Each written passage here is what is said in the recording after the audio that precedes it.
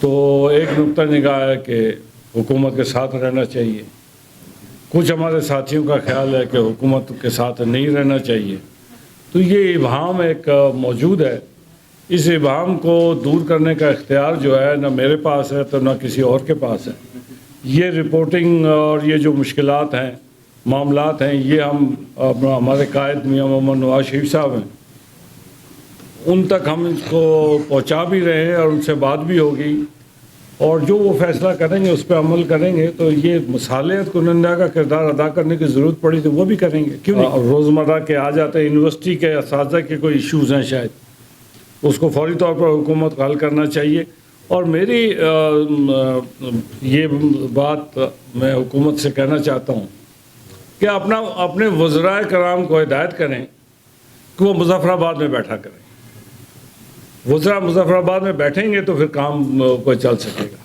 مظفر آباد میں جتنے وزراء کی موجودگی ہوگی لوگوں کے لیے آسانیاں پیدا ہوں گی، اور اگر مظفر آباد سے وہ باہر اپنے حلقوں تک اگر وزراء نے اپنے آپ کو محدود کر لیا تو اس سے کام نہیں چلے گا، اس سے مسائل جو ہے اس میں بہت اضافہ ہی ہوگا، اس میں مسائل کو حل کرنے میں دشواری ہوگی۔ اور بڑا کہا گیا کہ جی این ٹی ایس کو ختم کر دیا گیا، جو میری معلومات ہے اس کے بعد میں نے چیک کیا، این ٹی ایس کو نہ کسی نے ختم کیا، نہ کسی میں اتنی ضرورت ہے کہ اس کو ختم کر سکے۔ اگر این ٹی ایس کو ختم کرنے کی کوئی بھی کوشش کسی نے کی تو مسلم لیگ بطور جماعت اس کی مخالفت کرے گی اور بھرپور طریقے سے مخالفت کرے گی۔ 0% فنڈنگ ہے جو قابل قبول کسی صورت نہیں ہے۔ یہ ہمیشہ حکومتیں جو ہیں وہ دوسری حکومتوں کا تسلسل ہوا کرتی ہیں، آئسولیشن میں حکومت نہیں ہو سکتی۔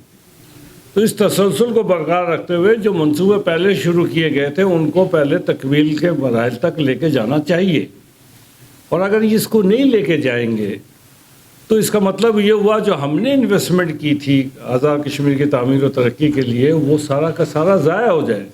اس کے اوپر ابھی بہت سارے تحفظات ہیں۔